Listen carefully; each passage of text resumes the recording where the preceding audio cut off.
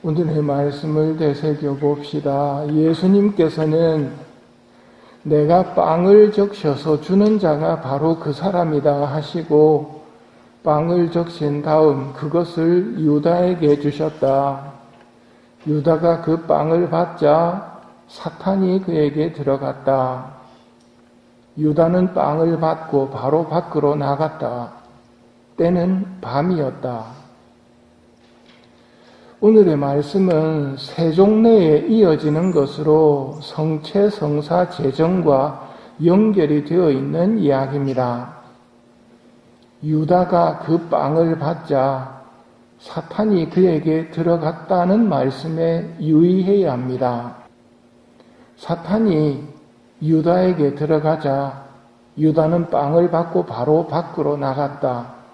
때는 밤이었다. 어둠 속으로 유다는 들어간 것입니다. 사탄이 인간을 증오한다는 것은 아실 겁니다.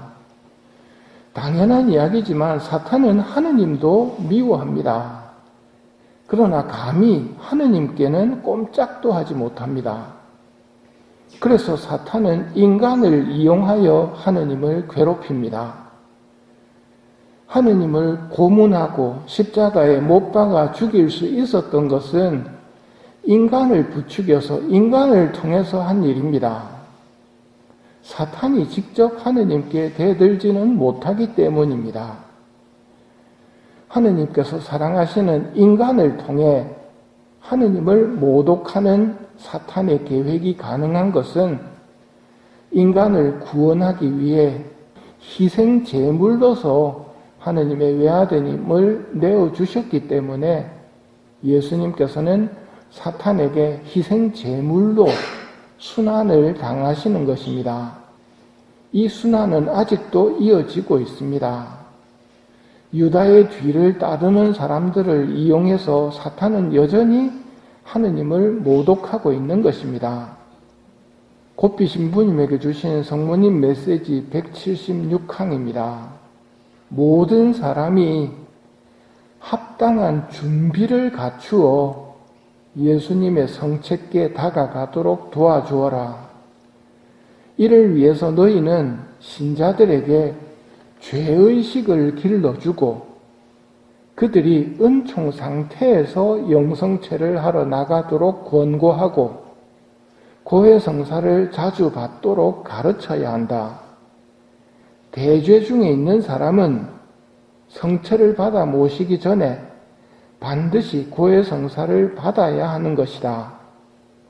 사랑하는 아들들아, 성체께 대한 독성죄의 물결을 막을 방벽을 쌓아 올려라. 지금만큼 합당치 못하게 영성체를 함부로 하는 사람이 많은 시대는 일찍이 없었다. 모령성체의 급증으로 말미암아 교회가 내부적으로 큰 타격을 받고 있다.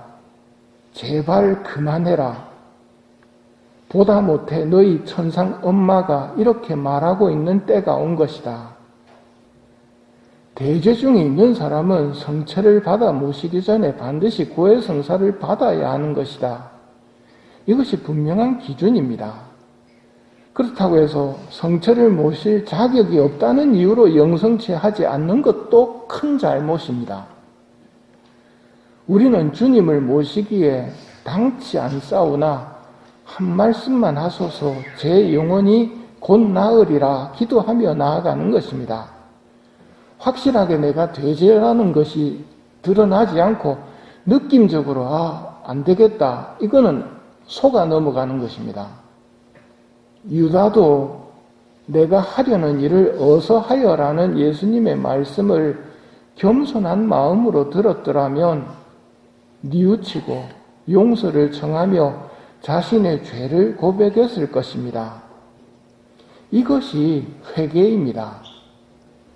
은전 30냥을 성전에 던지는 유다의 모습은 회개하는 모습이 아니라 후회고 자책이며 화를 내는 것일 뿐입니다.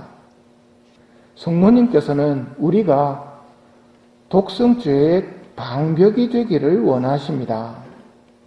성체 안에 예수님께 나아가 파티마 메시지를 실천하는 것입니다. 파티마 메시지의 핵심이 뭡니까?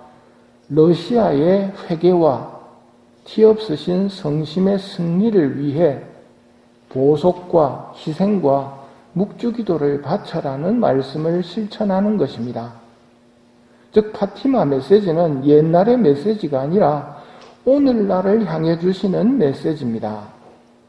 성체의 벗들로 사셨던 스타니슬라오 성인은 여유 시간이 생길 때마다 성체를 방문했고 그렇게 할 수 없을 때는 수호천사에게 부탁했습니다.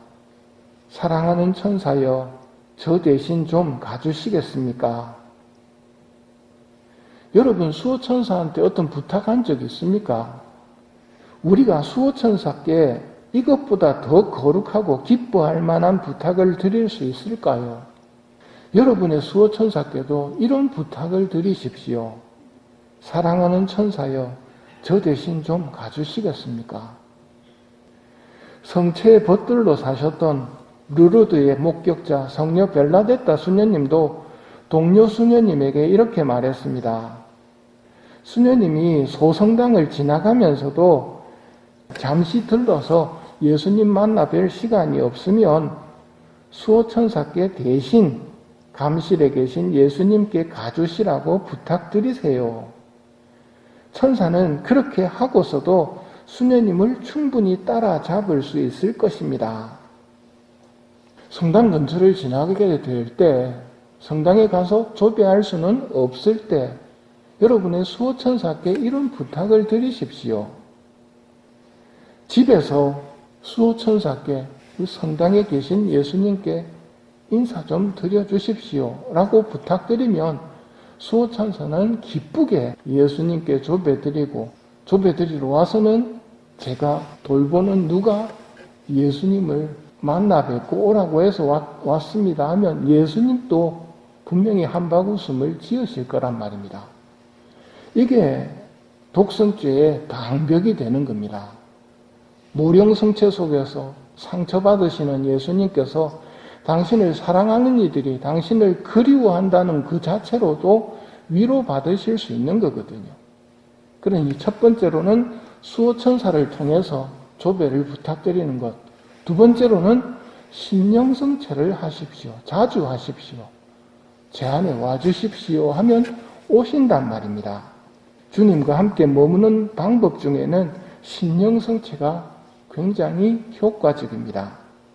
수호천사께 부탁드리고 신령성체함으로써 성체의 벗이 된다면 성체 안에 예수님께서는 나로 인해 기뻐하실 것입니다.